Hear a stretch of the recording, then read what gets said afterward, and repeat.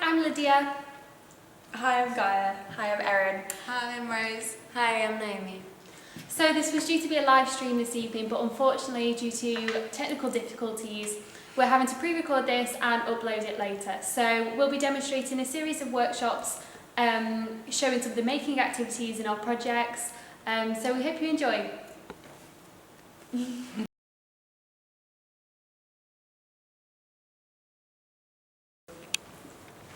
Cool. Let's hope this works. You have... We'll do it, I'll be like 5 minutes. We're recording now. Say what you want to say. Okay. Hi. Welcome to our broadcast. Today we're going to be doing a workshop on some of the making activities that we've been doing for our projects across the year.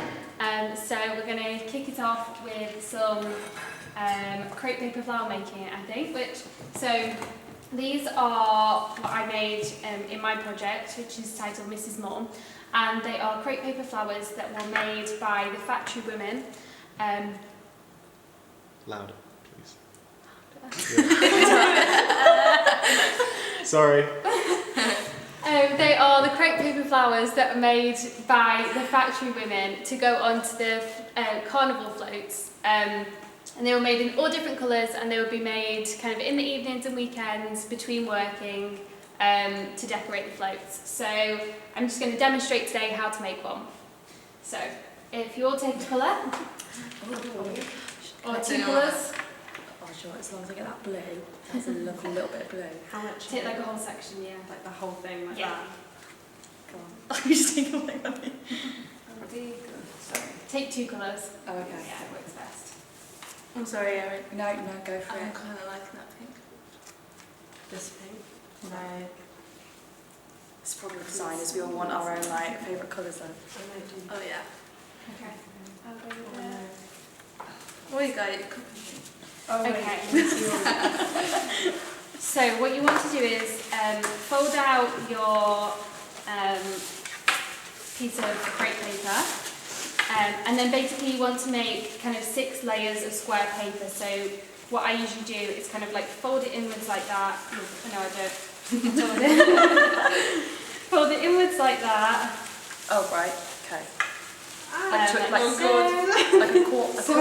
quarter of the way up. Yes. So you want to like fold this like into 4 strips. I'll kind of hold mine up so you can see like that. Yeah. So you want to do like a zigzag. So you want them to be about. Oh, I didn't see it.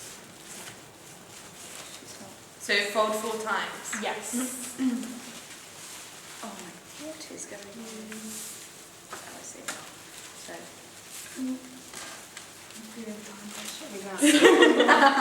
Like blue pizza. Yes. And it's like You prepare these earlier.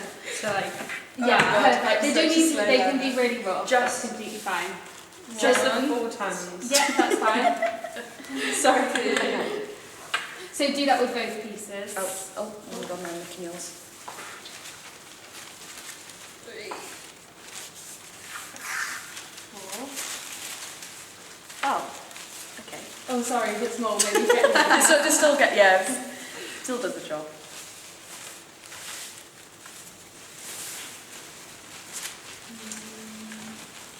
So these would have been kind of cut to size first and then like handed out to the women to take home in lots of different sizes. So then, 2. yeah, so when you put your 2 pieces, so Erin, I'd probably leave your light blue one that size. The other one, I would fold it in half again Right. and fold in half again. And then Just that way. that's it, yep. And then pop these on top of each other. It doesn't really matter about the folds because you're just going to be cutting circles out of them. And then, Just one. Like that. yep, that's it. And then do the same with the other one and pop it on top. I think I messed up. So, I'll just show the next stage. So then once you put your 2 pieces of paper like this, and it can be very rough, and you just want to cut out kind of a circular shape.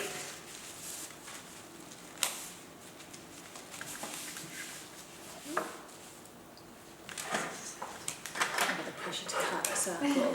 It can be like more oval would probably be better, so that's fine. But it's really, Oh, nice. you can trim it down afterwards if there's any bits that are kind of sticky. Oh, I do have scissors actually. Nice. So did they all like kind of know how to do it, or they're like Yeah, workshops to do it, so or like their It mums was teach something, them? yeah, it's something that they would pick up as a family and be doing together. So yeah, it's definitely something that we would kind of all be doing together, and they would be making this in the schools. They were used all over to do all the different floats, and the whole town would get involved. So it's something that kind of everybody knew how to do. Did your sorry? There you go. I was just about to say, did your mum teach you then to do this? So I actually got taught this from a lovely lady who worked in the mills, and she demonstrated how to do it and gave me a quick masterclass. And once you've done it once, it's kind of easy to pick up and it makes lots of sense. So then once you've got your circle like this, It doesn't have to be. it doesn't need to be perfect. No. It just kind of make sure that all your edges are all separate and they're all separate pieces. Oh my god! It'll be nice to see the different variations. It's going to be a dodgy circle. Okay, and then what we're going to do now is you're going to start folding the paper kind of like forwards and then backwards. So like fold one side and then fold it back and fold again. So I don't know if you can see that. So you kind of just like, Go on. I'm not sure what the fancy word is for Sorry, it. You know, where you kind of just like Like front and then like flip it. Concertina. Like concertina, that's it. Yeah, so you're just like folding it forwards and then folding it back on itself. So you kind of just like, she doesn't want Yeah, nice. All the way around. yeah, all the way to the end. And it doesn't matter if you do it really tight or if you do it a bit loose. It will just kind of change. Like that. Yeah, that's it. And then just keep folding all the way. Like so. That's it. Mine's very Rose is small. racing ahead. I hope my sides are. Oh yeah. You cut. Yeah, I cut it out. I think I might have folded it on too many times. That's alright, don't worry. Did the flowers like mean anything, or were they just because they were so colourful? They're just Look decorative. nice. So basically there would be competitions. So all the different factories would enter a float into the carnival, and there would be kind of a lot of preparation going into like the theme of what each float was going to be. So one year they did a huge swan, so they would have probably done white crepe paper flowers, and then they would have done like a huge kind of like paper mache, all very kind of like homemade, basic, but kind of still looks incredible, all hands on deck. And the flowers would have kind of made up the patterns. So then once you've got your flower like this, you can get a paper, not paper, what they call pack cleaner. And then you just want to wrap that around the middle like that, and then just twist one side to hold it together. Nice and tight. Have you ever thought about being like a primary school teacher or Yeah. something? Good. It's really like therapeutic. And then just spread the edges out like that. And then you just want to start separating the leaves up. It's alright. It's a bit small. It's okay, it'll work.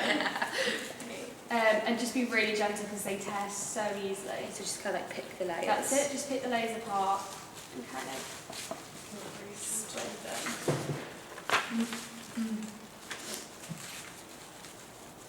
Do you do normally all one side first and then the other? Yeah, I usually find God, it. yeah, I can imagine it ripping quite easily. Was it just an activity outside of work, or was it? Yeah, so the carnival was quite renowned in the town and actually kind of across the UK really. So it was the biggest carnival, one of the biggest carnivals in the country. What was the carnival called? I missed that. It was just called Congleton Carnival. Oh, okay. Does it still happen today? Yes, it does, but it's very small compared to what it used to be. It used to be Congleton Carnival and Tattoo, which meant that the armed forces got involved. Yeah. Not the armed forces, kind of the. So. And do they still make flowers for it? Yeah, so they don't have as many floats nowadays, but when they did have the floats, basically the lorries were all belonged to the mills in the town and the factory, so they would kind of send their float in, their lorry, and it would be all decorated, and there would be volunteers from the business, and there would be a carnival queen picked as well from one of the young mill girls, and there would be a huge parade through town that people would just come and watch. So it was all decorative, it was all recreational really, but it was just a way of the community in the town coming together to celebrate each other and to celebrate the industry of the town. Oh, cool. So cute. Do you know where they picked flowers? No, I don't think they had much kind of conceptual weighting really. I think it was just a very simple, quick, easy way that they could decorate, and I think it's quite traditional as well. Yeah. And yeah, she said pretty, so Yeah. can't go wrong. And something that everybody can turn their hand to, because it was very kind of organic, homemade. The costumes that people would wear would all be kind of homemade. All the young carnival queens would all have their costumes made by their parents and their mums and things. So Was your gran ever carnival queen? I don't think my nan was ever carnival queen. No. That would be amazing. Yeah. She's like, I'm not sure how they picked, how they chose. But still I'm to this sure it day, would have she's been- the carnival queen. Like. Yeah.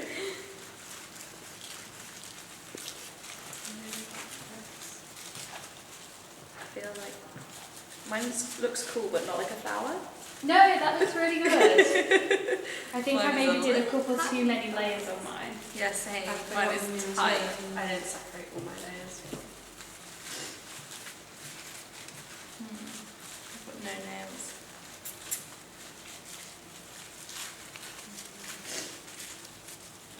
Probably should have done mine the other way around. Yeah, moving the thing. Yeah, got you like trimmer a bit. You're a bro this. Yeah.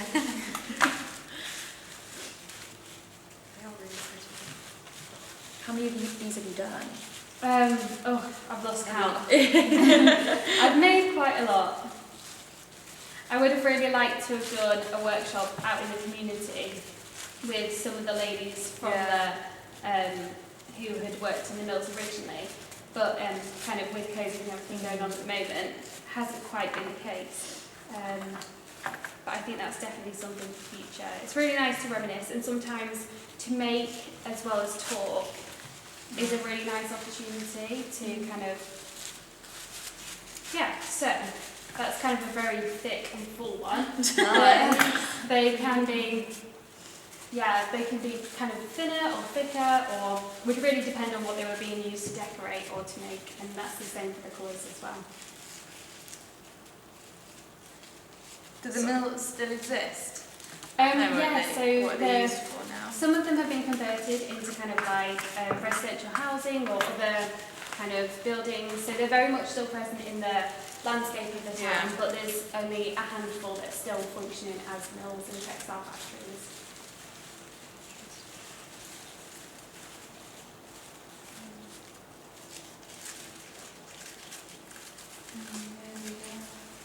Cute. Same. Sorry, I'm concentrating. That's all right.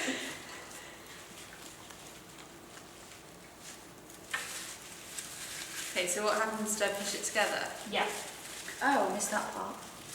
so if you just kind of like squeeze the bottom together. Oh, that's Oh, made a lot of difference. That's better. Mine's...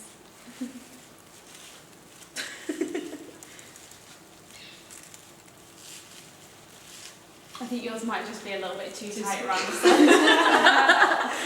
Oh no. We'll probably loosen it. Right, I think we might need to move on to someone else's for the sake of time.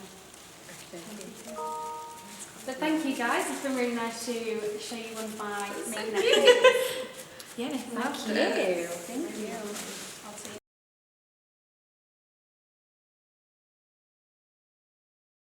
you. Hi, I'm Gaia. My project is titled You Look Exotic. It kind of started with my own personal experiences of being a mixed Asian woman, and there's kind of like hypersexualized and the hypersexualization of the Asian woman and looking at stereotypes and where that came from, and I came across the tart card through my research, which is you know, like, I can't even speak. Can Can I start again? Is that alright? Um, Can you edit it? I mean, yeah, but also, like, don't be nervous. It's okay. I know. You got this. Do you want This me is to- all but fine. Everything Like, you said made sense. makes perfect sense. What do just take But a if you deep want to breath. start Start again. again. Start again. Alright, start again. We don't have to edit it. Go. You sounded really It's all, good though. this is okay. Trust me. Just keep going. Go. Okay, I'll keep going then. You're doing We'll great. I'll do fine. Come on, you can do it. Keep going. Anyway, I came across the tart Good job. card, which is the advertisements that you find in phone booths. And they became kind of catalyst for my project because women are very sexualized in them, and if you look, I started to archive and collect them, and if you look at them specifically through the Asian woman lens, they kind of play on these stereotypes and really play with this idea of exoticism and either, I keep saying hypersexualization of the Asian woman, and you know, using words that constantly brought up like cherry blossom or oriental, and I was looking at those kind of stereotypes within the media too and other forms of visual culture, and thinking about how could we as Asian women as a collective kind of redesign and recreate on a new narrative. So through that process came upon, like, you know, the tart card and recreating that in workshops, and became really interested in the conversations that were happening with people. Yeah, so that's what I was going to do today, is kind of, sorry, this is a long intro, but I was looking at the tart card and how these kind of forms of representation, how do you want to be represented and seen? Because, you know, women in tart cards, although some probably do have some form of representation, quite often they're made by pimps. And a quite quick method. You can just rip it out. Go ahead. Whereas, you know, and we as women as well have some form of control over our representation through social media and in a more professional sense through LinkedIn, but we don't have control over how we are perceived by others, and yeah, I guess. So these are beautiful, by the way. These Oh are no, so so stunning. these are, my project is surrounded by the conversations that happen at workshops, and I know that it can be quite personal with broadcasting, so obviously you don't have to necessarily talk about it, but I was looking at the Asian women's experience and interested, while they deconstruct the tart card, like listening to those conversations, like do you know, like how do you want to be represented, how do you want to be seen? You know, some of the girls that I previously did workshops with were laughing at the tart cards because they're like, oh, I've been called that, or I've seen that kind of in it. So I think it's, yeah, I guess Conversations through making conversations and all that, yeah. through making. I hope that it like empowers them, because also there's this idea of sexuality and being able to play that with that, and how sexual do you want to be, or how, you know, Not sexual. not sexual. Anyway, so through my workshops, I've got a list of instructions, I think. You can, Oh right, yeah. sorry, they're really small. It's like No, 10 no, things to that's do so with your tart cute. card. You can make your own tart card, you could deconstruct or reconstruct, you could tell a story. Quite often people, I've told stories through mine, like using words that kind of, you know, been called exotic a lot. So I took all the cards that had the word exotic in it and cut those up and kind of created an image around me. I also have a printer that we can use if you want to print off your own image. You don't have to use the images that are given, but it's this kind of deconstructing and remaking, and yeah. Cool, I'm excited. Same. Should we start? Sorry, could you pass me the glue? And also through my project, I think, like, obviously I focused on my experience as an Asian woman, but so many women are sexualized in so many different ways, and I think Obviously good. us all being women too, I'm sure you've experienced that, whether it be this, I kind of like wanted it to be an opportunity to talk about those moments, even in work, maybe something's happened and you just don't feel like you can say it, but yeah. Anyway.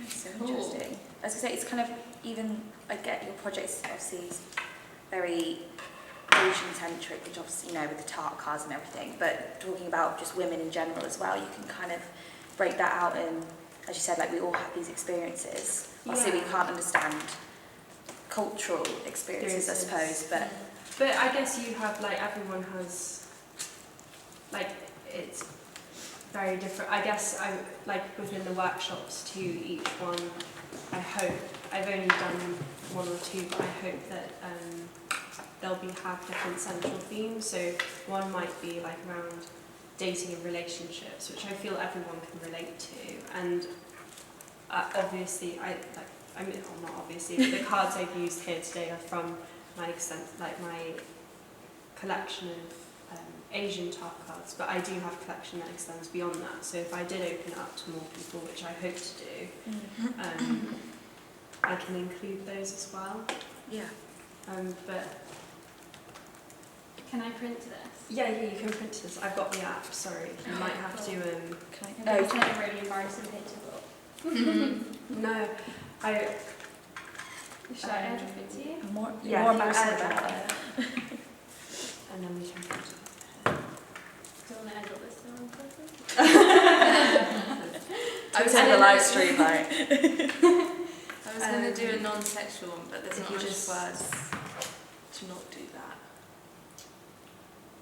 Interpretation. Interpretation. Overbear. Oh, no, that's bad. So are these words you obviously you chose these words, or were So they? the words that I chose, is because this would be a kit if I took it to a workshop for the Asian women. These are words. So originally through my process, it's in black and white. That's okay. Is that all right? It's very fun. It is really So cool. Love that. It's a receipt printer. But I chose the words based on repetition that was used in books and films and constant phrases that you hear as an Asian woman. For example, exotic's one of them, as well as the $5 sucky sucky. That's a thing that came from what film was it? Max, you might know. Which film? Is it? It's not Saving Private. Saving Private Ryan is a film. Is it? Yeah, but that's not the one with the.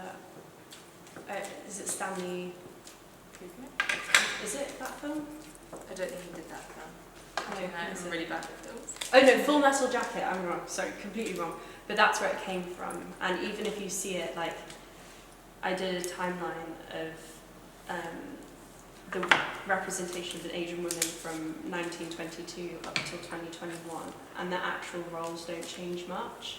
It's always this, either they say the lotus blossom, which is this demure kind of quiet, innocent virgin-like woman, or the opposite, the dragon lady, who's kind of this promiscuous, sex erotic creature, like Lucy Liu in Charlie's Angels, for example. So I kind of pulled words that I saw that were constantly repeated, and that also resonated with things that potentially been called, and not all of them are negative. There's a stereotype that Asian people are very intelligent and smart, but that's also a generic stereotype. And where these going forward, obviously you could I even think about my own culture, and this is applicable to anything and everything. So how do you are you planning to make these what's your movement forward? I'm hoping to host more workshops, and I've started a collective, so it's called the Tart Card Collective, where either we meet once a month to do workshops, and it's groups of women at the moment. I haven't planned to kind of go beyond that. But a chance to get together, kind of make, because there's something about making and speaking that's really lovely.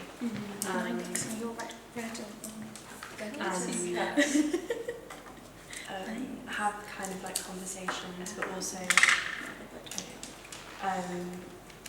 extend it to other communities apart from Asian. Also, like I put together a workshop so other people could potentially host their own workshop if they wanted to. And then I hope my first publication is going to come out in September, but it will, all the cards will go somewhere. So I've got an archive online, so that's where, you know, the things that you make will live, and other things other people have made live. But I want to do a publication where people can put interviews in, but they all will surround different topics. So the first one is called Stories of Exoticism, so it will be about that and surrounding those conversations, and it will all be anonymous, so the people that are included aren't like singled out, but also then people's stories can be told to kind of break down these like stigmas about certain things and also change the narrative. Have you had much male interest in this? Like, it's really interesting if you have or not. In terms of making, no. In terms of viewing the In terms of viewing the tarot cards, yes. In terms of like having a few issues with the tarot card as well, yes. I think because they're quite controversial objects, and I can understand the kind of like not liking them, but I think that you have to be uncomfortable, you have to confront that. And by doing this as an exercise, you are kind of confronting that. Like, why are you uncomfortable with it? Like, what's causing that? Because these are very real things that,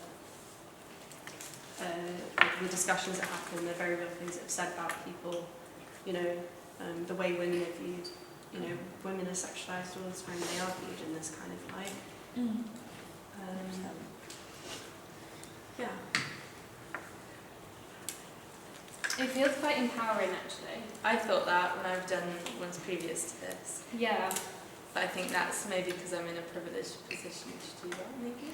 Yeah. Like, I have obviously had experiences with that, but also not based on my ethnicity, more my body. But it doesn't mean that your like experiences are any less valid or anything like that, because it's just the way you may be sexualized might be different to the way I am. Yeah. But it doesn't mean that your interaction is worse or better. I don't think that's a kind of... That makes sense.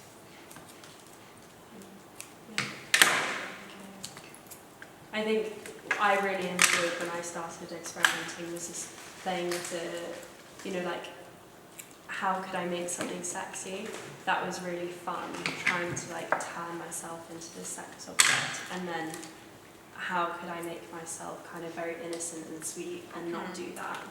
And even like I do that on Instagram. I'll post a bit of a scandalous pic and I'll be like, oh, it's a bit much, but I've been one who's in control of that. Yeah, but then you're not in control of who views it, or does that not matter?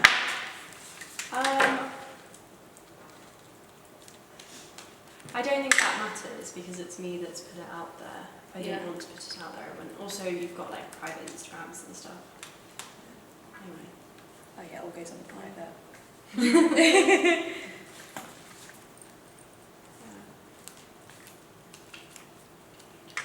I'm a little worried about the battery life.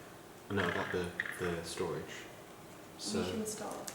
but what would be really cool is if you came up to the camera and showed your cards that you've made. Oh, so should we stop for a bit and then re-film when we're nearly done? Because I'm not. Let's show a work in progress so I can take care of the storage space. Okay. So should we just hold So it? yeah, come and show them to the camera. Just come way closer. So one at a time, just hold it right up. I'll tell you when to stop. Closer, closer, closer, closer. There you go. Cool? Cool? Oh, coming. A little bit closer. Excellent. Cool. We're going to take a short break.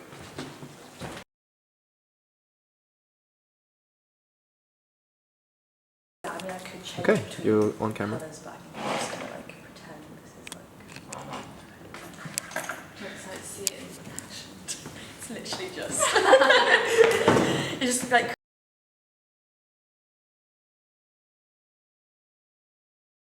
Ready? Okay. Hi, my name's Erin Button, and my project is pattern language, which looks at the collection of data that is inherent to each of us. And I looked at my brother who's got autism, and so used his anxiety autism tics. So like collected that using a sensor, and then using a knitting machine, made them into beautiful, well, nice little scarves, which you can have a look at and wear. Yeah. So I chose football scarves because of his love for Aston Villa, and obviously being a football team. This is one I made earlier. So you can kind of read the scarf as this like 30-minute timeline where each stitch equals like one anxiety tick, like every 5 minutes, and you all have like different scenarios. That's a bit test me now. That's him watching the news. That's him doing college work because it's like school colours. This is him watching a football game. That one's Gavin and Stacey. And that one is eating his lunch because he had like tomato soup, so it's orange. So yeah, basically that's her. So is it it's the smaller ones that his ticks? Yeah. The small sections. So that this would be it. Yeah, so almost like whatever colour the tassel I is see. like the data really, and So every 2 stitches is a minute. yeah. So every one stitch is one tick. So like every one rotation of the wheel. So yeah, you can kind of like count them, kind of. And what did you use for like reading it? So I kind of created a sensor with Pete, the technician, which is like a web camera app sensor. So using a laptop, I like put the laptop in front of him with all these different scenarios, which like collected and translated this data that I could literally just count 1, 2, 3, 5 minutes, 1, 2, 3, 4, 5, and all the scarves like different lengths and different like sizes, so they can all be kind of said like read differently, and they've got like I made like some like little like washing labels. Yeah. So there's kind of like instructions, but also it's like the top of the scarf, because as I said, like it's a timeline, so it's kind of like you can almost read it as like, for example, this is a football match, and I think here I joked about like the other team scoring, or like I like supported them, so he's like more anxious, and then like further down, so if the scarf is longer, but he had like started eating his snacks, like, and they're kind of this like almost like a coping mechanism, because when he's doing something he's not thinking and like stressing and like routine, obviously with autistic people, so yeah. Does the like length of the stitches, is that how long he was ticking for, or kind of like how big in movement his tick was, or? Oh, so like how many, so each is kind of like 5 minutes. Right. So it's like, so he ticked like only once in that 5 minutes, kind of thing. Nice. So obviously like developing the app and stuff, you can kind of collect data in terms of like, because obviously it's a head movement, so maybe how much his head moves, as you're saying, or, but I was doing more like quantity and time, so I thought it was easier to kind of read and translate and process and stuff. It's really cool. It's really interesting to be able to have something tactile, because obviously it's a very like physical thing for Joe. Yeah. So for it all to be a very physical thing for us to like experience, but without experiencing it directly, I think is really interesting. That's the thing, only doing the project I kind of realised there's kind of like 2 halves to it. It's like, as you said, like the object itself, and for Joe to understand his anxiety and identity and stuff through this, as you said, like object and collection, but also me being the maker, being the translator, kind of going through, as I said, like all this different data. So I've got like 11 scarves, like 11 different scenarios, actually physically like turning the wheel and like counting them and kind of reliving his experiences.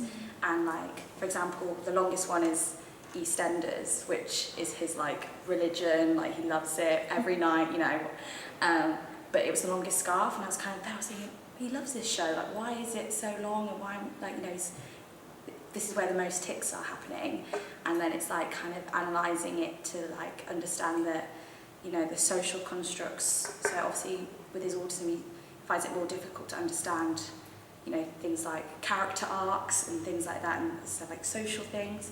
So he's constantly anxious about not understanding it, but also like what's going on, and you know, people are being like killed and strangled as well on it, so it's stressful anyway. But yeah, kind of understanding that, yeah, like things that he loves in his routine stress him out and make him anxious, but he loves it. So yeah, things like that is quite interesting actually, and I've only learned kind of more about Joe and his autism, of course, but like afterwards. Yeah. So it's really interesting. But for me anyway, I don't know. So, but yeah, like even my mum was saying, I was like kind of educating her about her own son, which was really weird as well. She was like, I didn't know this about him. She's like, tell me more, tell me more. I was like, let me go on to the next scarf, I might learn a bit of this one kind of thing. But yeah, he seems to like them. And So how did you make the scarves? Like, I know you use this, but how does it work? oh, so basically it's literally just like a wheel. So I did begin like hand knitting, which would have taken too long to make like all of these scarves. So yeah, it's just like literally a wheel, a knitting wheel, and like you just turn the handle, and then it kind of creates like a tube shape, and then using like different colours, which obviously I chose the colours depending on the context of the scenario, so like Gam and Stacey because the Welsh connotations, but like the soup in like more of the environment, so the bowl and the colour of the soup kind of thing. So I'd swap between two threads and kind of, just attach them and like kind of keep swapping between colours and rotating, and it creates like a tube, and then you just like attach little tassels at the end, which are so time consuming and annoying. So, but yeah, it's quicker, easier, and I quite like the like handmade kind of look, because I did want them to kind of look like these like really nice like fashion scarves and everything, and then I don't know, it's kind of the relationship and kind of like this new method that I hadn't done before. I think that kind of comes through. So even though there's a few snags and things here and there, it's kind of like bit of me in the scarf, but obviously it's like Joe's data, so it's a bit of both of our personalities kind of woven within. So, they look really special, and I think, like you said, the fact that they are kind of not perfect but not in a bad way, is really reflective of the time and energy that both of you have put into it. Because I'm sure like Joe would have been like, hang on, but why are we doing this? And oh god, I was loving it. Even though I like finished the project, I was like, what else am I doing? What else can I do? I'm like, okay, calm down a minute. Let me like catch up. Like let me think of what you can do, kind of thing. So, and as I said, like football, you can't go wrong with him. So, yeah, I really enjoyed getting involved with it. And as I said, like it's kind of me learning a lot about him, but also he kind of took more in than I think I realised as well. So what does he say about the scarves? Like, what's his feedback after all this? Yeah, I mean, as I said, football couldn't go wrong. Love the football scarves. I think he likes. Which is obviously the Aston Villa one is his favourite because it's colours, football. But yeah, he's just he wants them, and I'm like, no, they're going to be in an exhibition. You can't have them after. It's just kind of sitting with him as well and kind of talking about it, and because he's just turned 19 and but basically when he was 18 he thought like his autism would leave him, and it was kind of like a really sad time kind of thing. So like since then, kind of making these objects, it's kind of like he's embraced it. And when I say to him now, I'm like, so who's the collection about? And he's like, me. I'm like, oh, and why is it about you? He's like, my autism. I'm like, okay, well, why is it about your autism? Because I'm special. I'm like, yeah, you are. He knows. He's a good lad. So, do you think it's made him more aware of his tics? Or more comfortable with that's what I was worried about, because I almost didn't want to tell him what the whole context of it was, because I didn't want him to be self-conscious of it. But I think he's just kind of, as I said, it's like part of his identity. I think if anything, he's kind of done the opposite. He's kind of like embraced it. I notice it now. Like I'm sat with the telly, and I'm almost like still doing the project. Yeah. There's one, there's two, there's three, that kind of thing. But he's got all sorts of like kind of different ticks, and like I think this is like pattern language. It's kind of like it could be put into any context. Like I kind of start to think about dementia and things. So like a grandparent, could you kind of use something that's like, maybe it's not like bodily, but like a sound. Could that kind of be translated into a duvet or a wall hanging, or because obviously my nan won't want a football scarf, but yeah, some different kind of textile pieces, and yeah, like this language kind of translation making, and yeah. So yeah, I think that's Really good. Thank you. I think that's it, Max.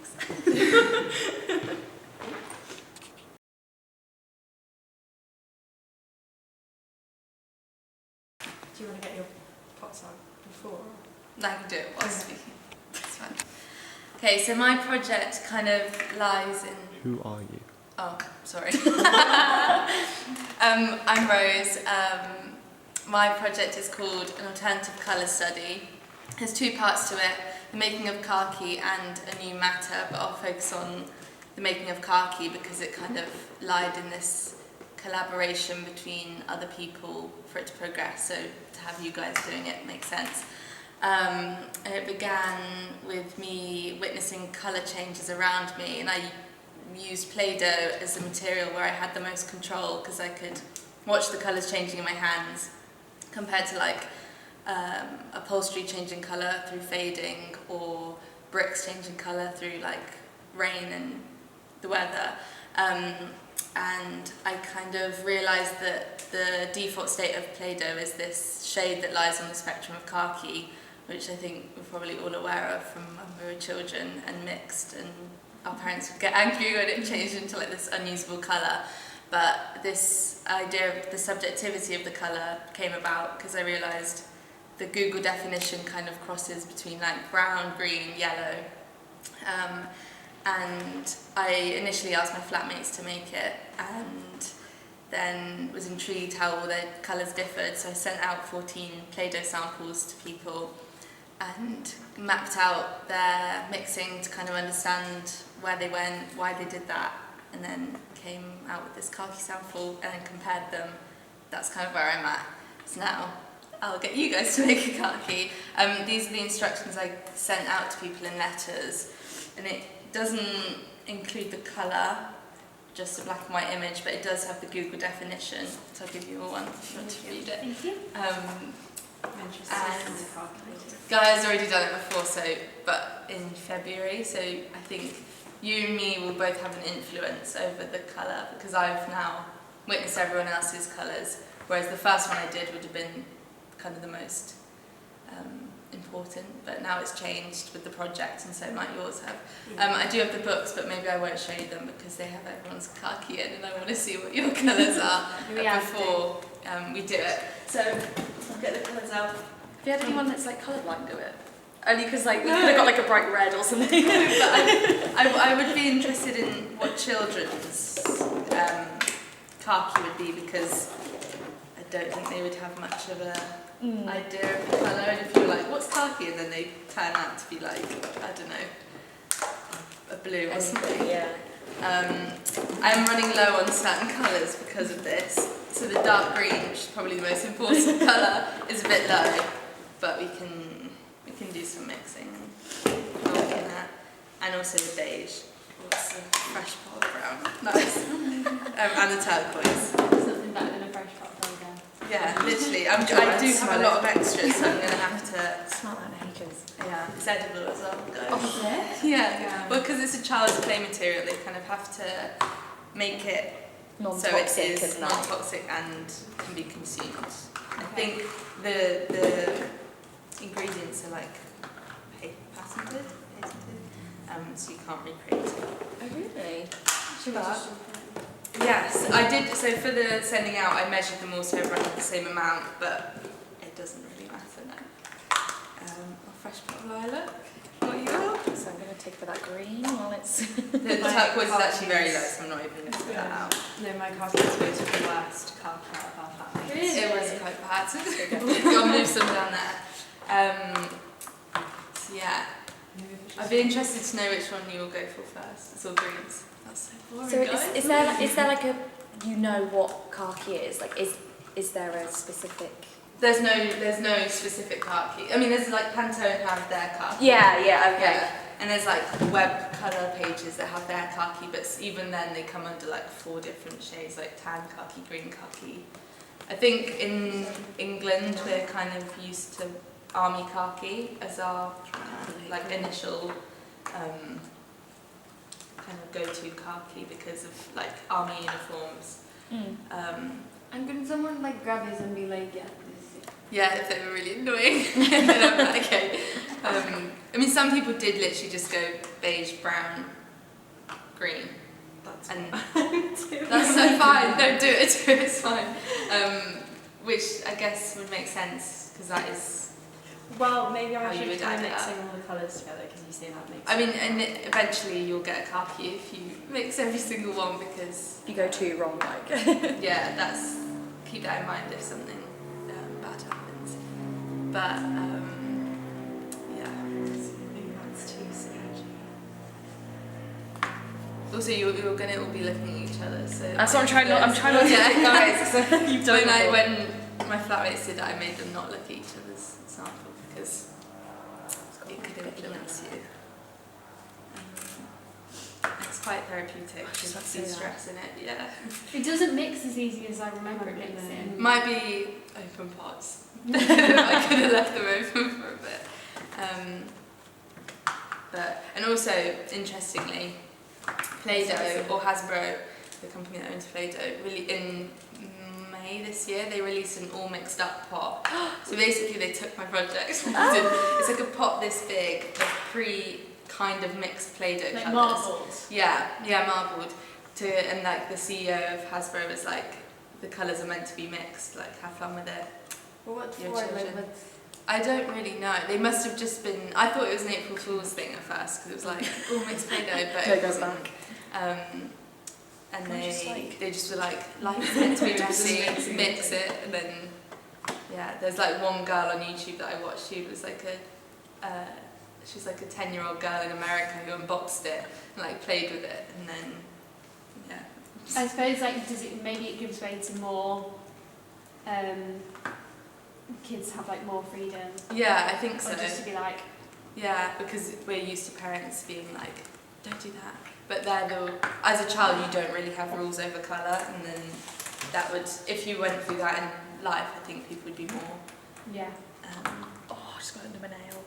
Yeah, it's kind of gross. I keep finding it like in my room.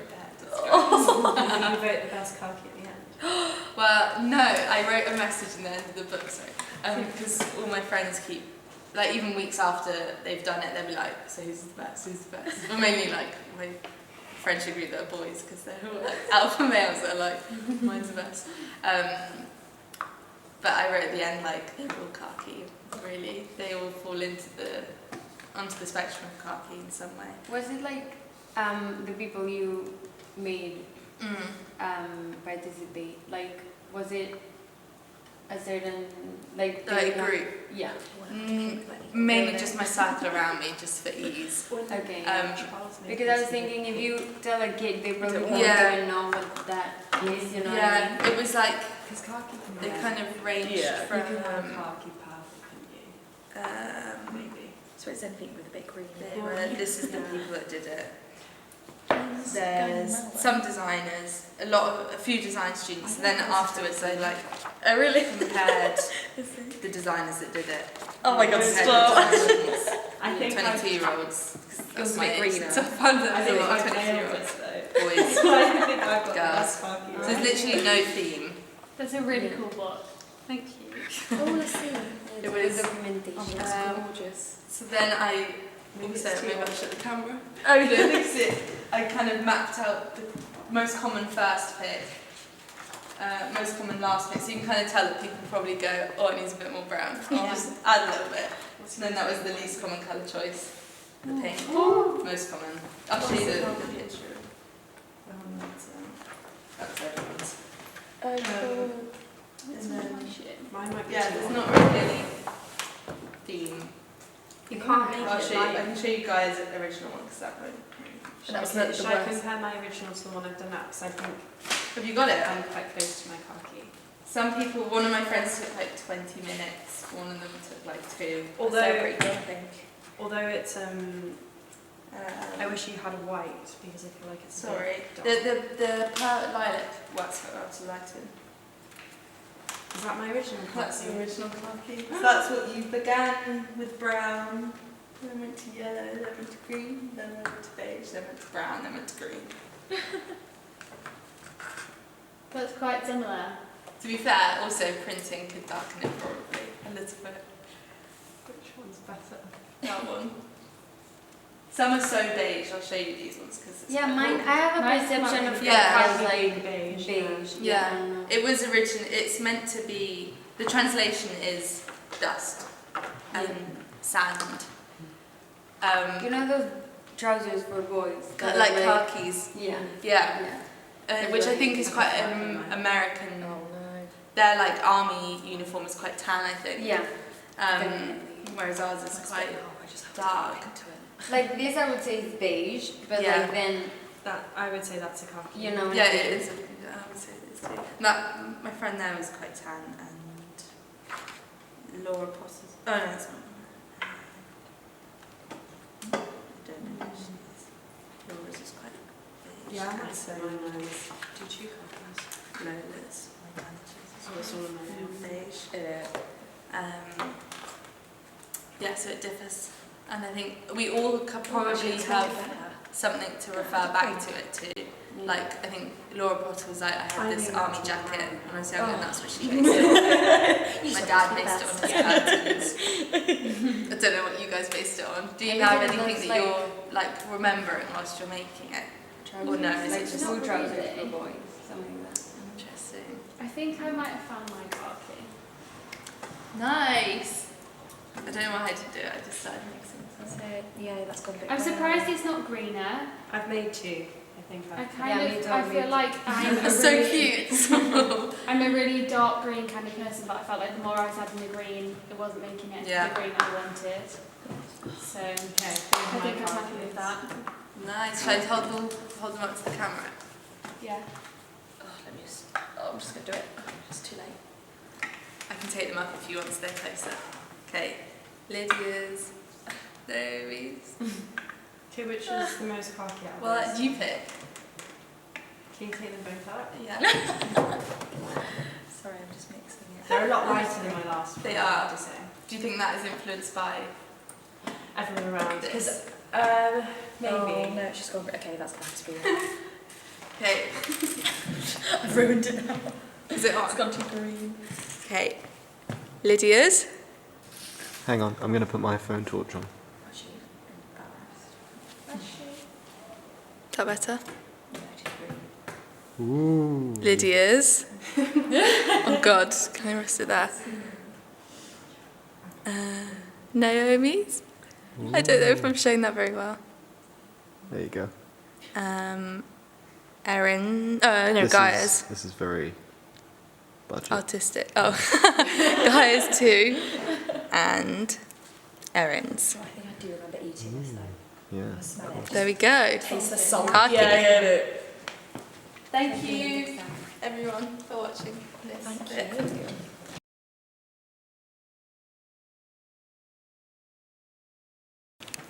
Hi, my name is Naemi, and my project's title is Following Tenangos. Tenangos are basically these, which are Mexican cultural manifestations. They're called Tenangos, so that's why hence the title. And basically these are, like, well, I chose these because they've been a part of my life forever, like it's some childhood memory really. So I wanted to collaborate with Mexican artisans to come up with a pattern and in the back and forth of our collaboration, it didn't really, it couldn't happen because of like COVID and a lot of stuff. So we ended up coming to an agreement, and they basically allowed me to, so here she is. This is Alicia Rosales, that's her name. And she is a master embroiderer. I really wanted to like explore crafts, and well, this came about to be the craft. So she is the Mexican embroiderer that I collaborated with, and she agreed to sell me Tenangos and make them part of like my outcome, which in the end was a bag just because of the like femininity in my project. It was like all women, so I really wanted to like portray that. And so here's the bag. The bag's pattern is a Tenango that I digitalized and then digitally embroidered. And then this is her actual embroidery, because that was the term of the agreement of the collaboration. And so this was really about crediting, and there's been, I don't know how much you guys know about cultural appropriation. Do you know? Yeah. So these are like the main culturally appropriated things in Mexico, and Louis Vuitton and Carolina Herrera and like brands like that have been, you know, like having a real blast taking these into, you know, they've been using it to their advantage, and there's no crediting, and in my conversations with them, this was like the thing that they wanted to address. And so my duty, or like what I wanted to do for like as a type of mediation or like an experimentation with this was that like going about crediting, how can that be, you know, mediated, and not only that, but like well addressed and it's. So if any one of you want to like tap on this flower, you can see, I mean, you can already hear one. Is it just like your camera? No, you like literally just tap it. That's so clever. I mean, it's supposed to work. Oh, yeah. I'm an Erin that might be right. Oh, I got it. Oh, wait, no, I got it. Oh, wow. Wow. Way! It's just mine is broken. So in there you can see, sorry, I should have done it too. But basically there you can see the, you can see the bag, like a short thing of the collaboration, and then our signatures, and then you can get to like see the pieces that actually like are part of the bag.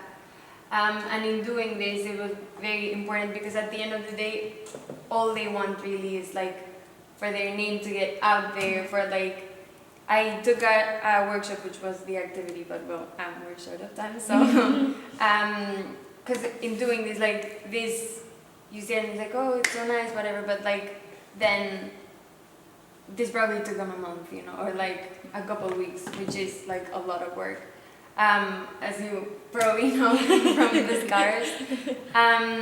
So, like what brands and designers have been doing is basically taking the patterns, which actually what we did as one of my experiments, and kind of like just putting them like this, but there's no like actual, you know, thing that the embroiderers do. So, in the end, this is what I came up with, and yeah, that's.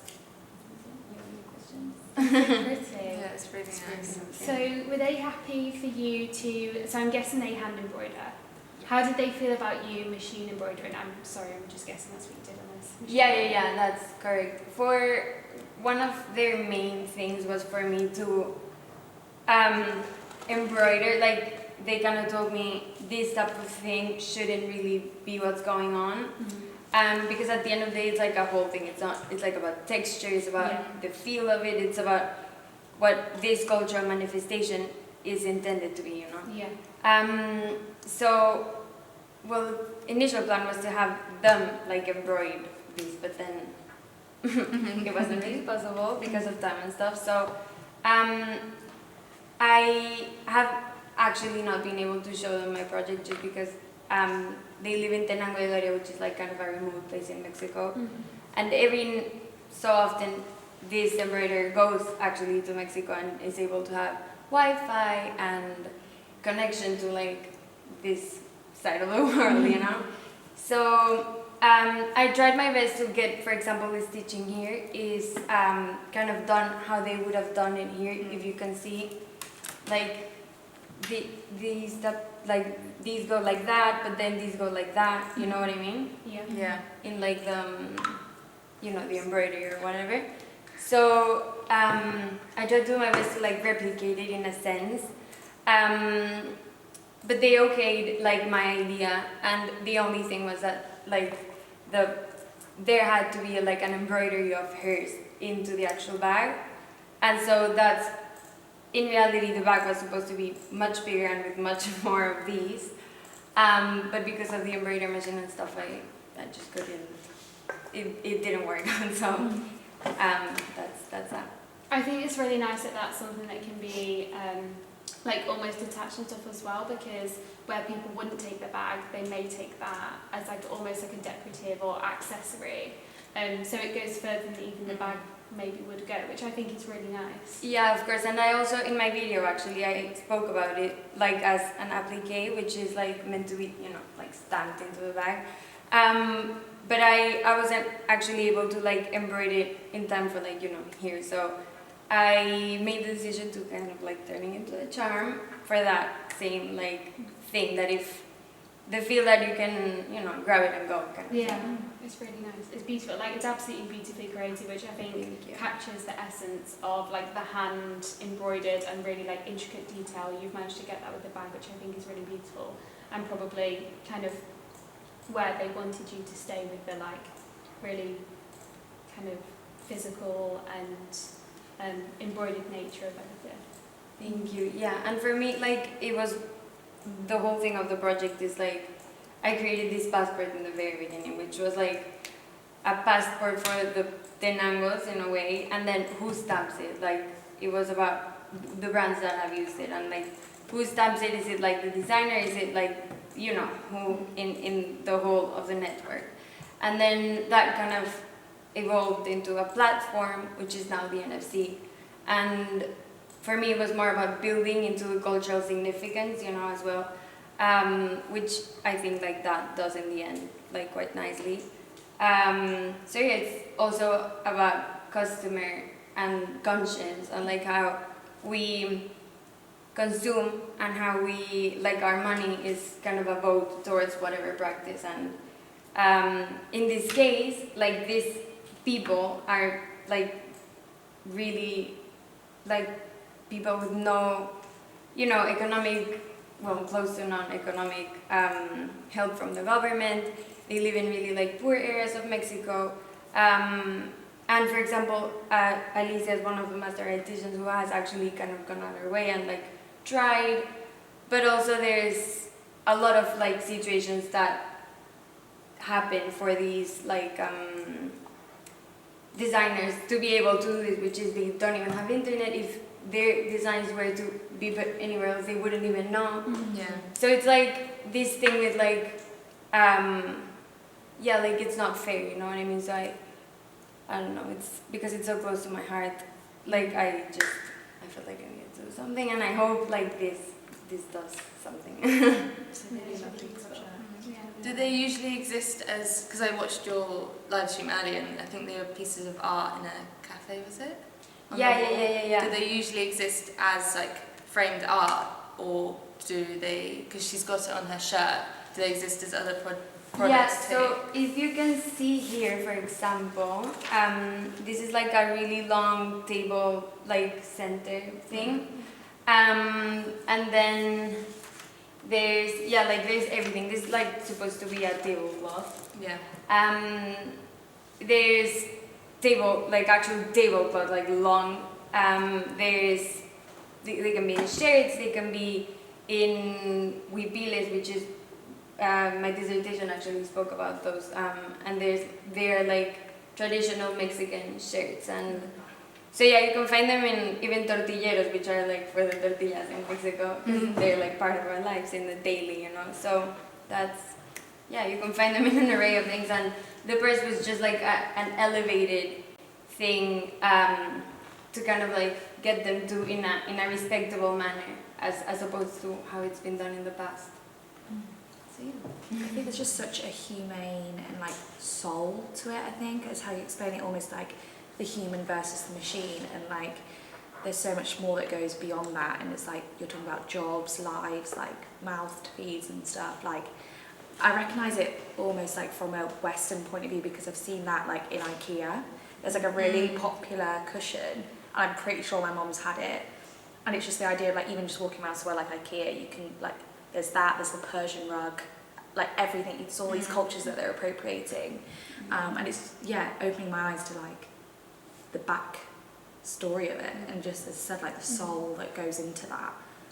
It's beautiful. Yeah. Thank you so much. Do they usually tell stories, or is it purely artistic? Well, like no, they don't really tell stories. Like basically, it's more about their stories being represented in a way. Tenangos are basically, as you can see here, like flowers and animals, like flowers that they harvest, animals that like are living in like where they live. And there's this other element that can also be like, or it's typically put into these types of art, textile art, that are like these, which are alebrijes, which is like, they mean a mixture of like creatures or like humanly type of like birds or whatever. So they don't necessarily depict a storyline as such, but it has to do with like what they're seeing. It's almost a way of communicating, which was kind of like my bag in a way. I like to think about it like that, because at the end of the day, this is kind of a story. Yeah. So I just saw at the back, they look so neat. Their stitching. it's so intricate, like Yeah. that's the The back, back's and like then just as pretty, because it's like. yeah, well, and you could even use it like that, really. Yeah. But yeah, and I think that's one of the things that make them a Tenango. Like the back, it has to be like that for it to be like real, because it's a way of, it's a Tenango stitch. So basically, that is kind of indicating you like, oh, you've got a real piece, you know. Right. So yeah, that's that. So Thank you so much for listening. Should we Yeah. Thank you for joining us today for our workshops. We hope that it's been interesting and you've kind of learned something. It's been nice to see the process of our projects. And thank you for watching. Thank you. Bye. Bye.